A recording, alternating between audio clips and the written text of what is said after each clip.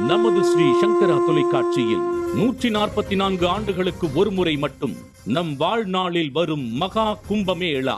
மோட்ச நம்பிக்கையில் கோடிகளில் பக்தர்கள், ரிஷிகளும் சந்நியாசிகளும் நீராடும் நிகழ்வான சாகி ஸ்நானத்தின் போது எடுக்கப்படும் திரிவேணி சங்கமம் புண்ணிய தீர்த்தம் உங்கள் ஸ்ரீ சங்கரா டிவி வழங்கவிருக்கிறது.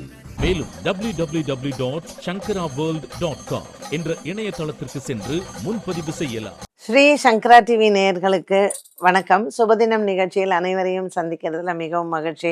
இன்னைக்கு பிப்ரவரி மாதம் 13ஆம் தேதி வியாழக்கிழமை.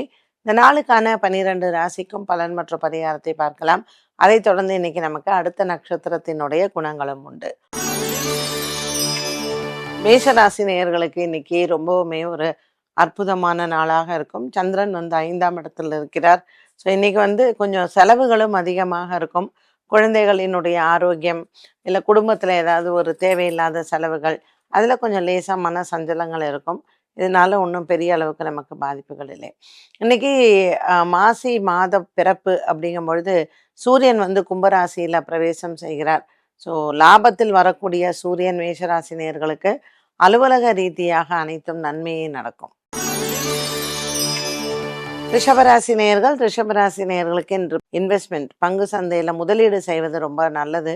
இன்னைக்கு நல்ல லாபகரமான நாளாக அமைகிறது. இந்த நாளில் உங்களுக்கு 10ஆம் இடத்துல சூரியன் சனி புதன் இருக்கிறதுனால பதவி உயர்வுகளோ அல்லது அரசாங்கம் சம்பந்தப்பட்ட விஷயங்களில் நீண்ட நாளாக இருந்து வந்த பெண்டிங் ஒர்க் இதெல்லாம் உங்களுக்கு சாதகமாக முடியும்.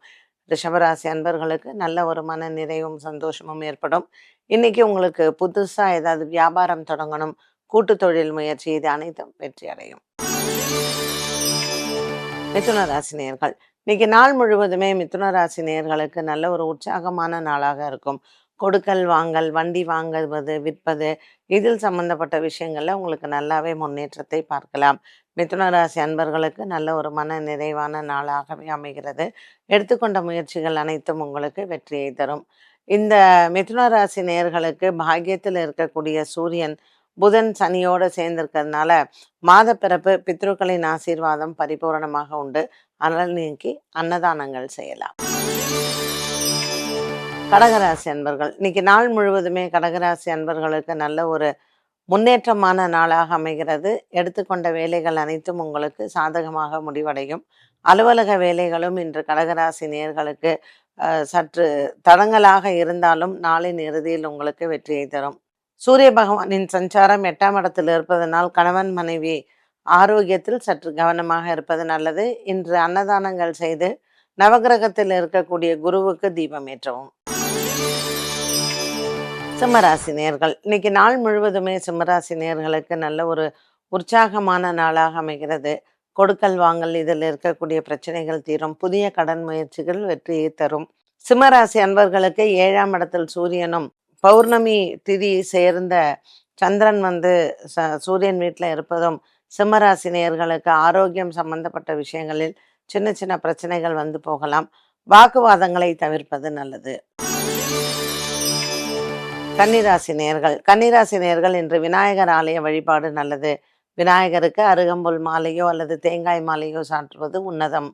இந்த கன்னிராசி அன்பர்களுக்கு 10ஆம் இடத்தில் இருக்கக்கூடிய செவ்வாயின் சஞ்சாரம் சின்ன சின்ன மன உளைச்சல்களை அலுவலக ரீதியாக கொடுக்கும்.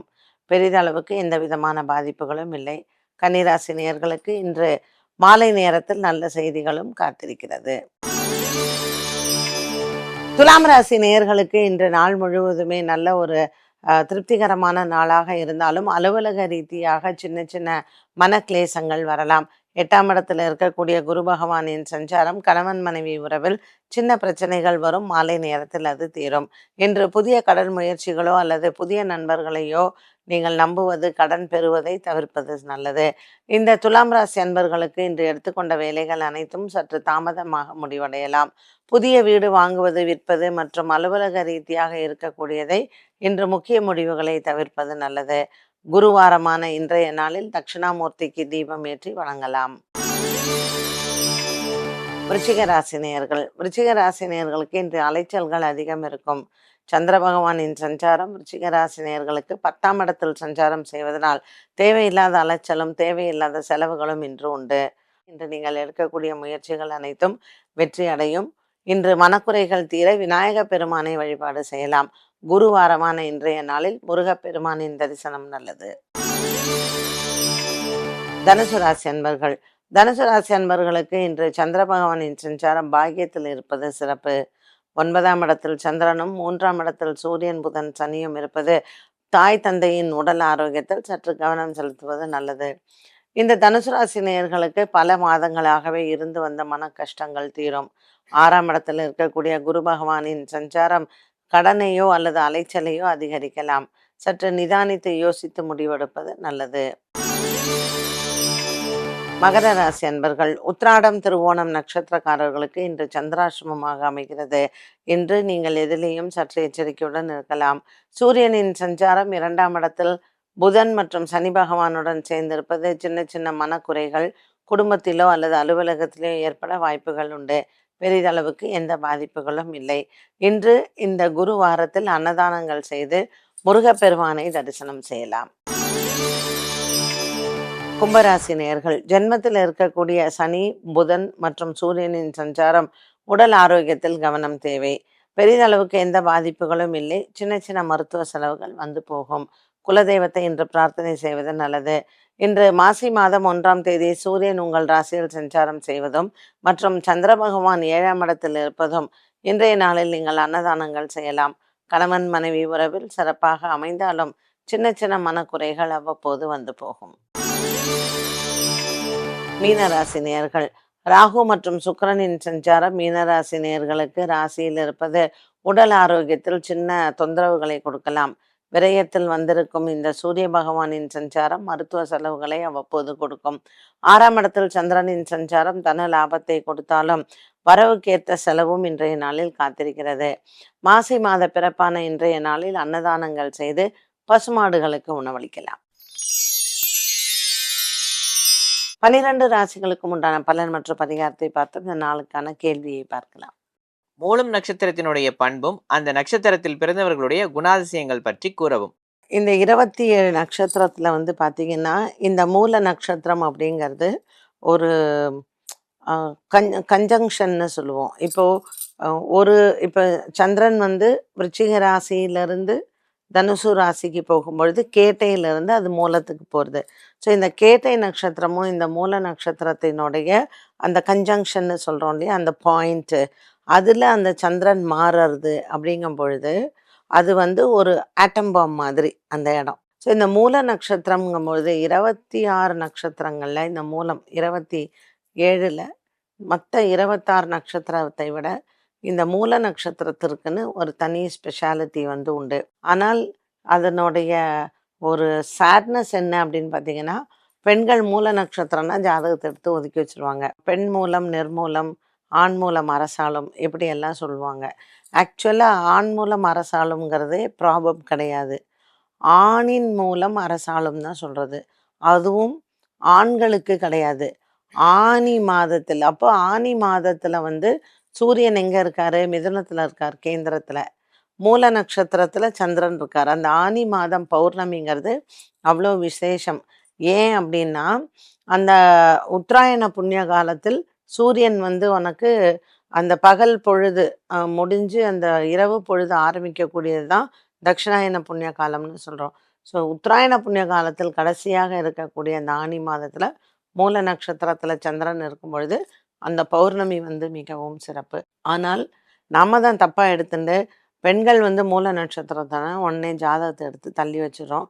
ஸோ இது இந்த மாதிரியான மூட நம்பிக்கைகள் நம்ம இடையே நிறையா இருக்குது. அது எப்போ களையும் அப்படிங்கிறது தெரியல. மூல நட்சத்திரத்துக்கு நம்ம சொல்லணும் அப்படின்னா, அவங்களால முடியாது அப்படிங்கிறதே கிடையாது. எந்த வேலையாக இருந்தாலும் தனக்கு முடியலை அப்படின்னா கூட ஒன்று அதை கற்றுண்டு அதை செய்வாங்க, இல்லைன்னா இந்த வேலையை முடிச்சுட்டு நமக்கு உடம்பு சரியில்லைன்னு சொல்லலாம் அப்படின்னு இருப்பாங்க. ஸோ ரொம்ப ரொம்ப உழைப்பாளிகள். நமக்கு சொல்லணுமா, நம்மளுடைய ஆஞ்சநேயரினுடைய நட்சத்திரம். ஸோ அதை விட என்ன வேணும் இல்லையா?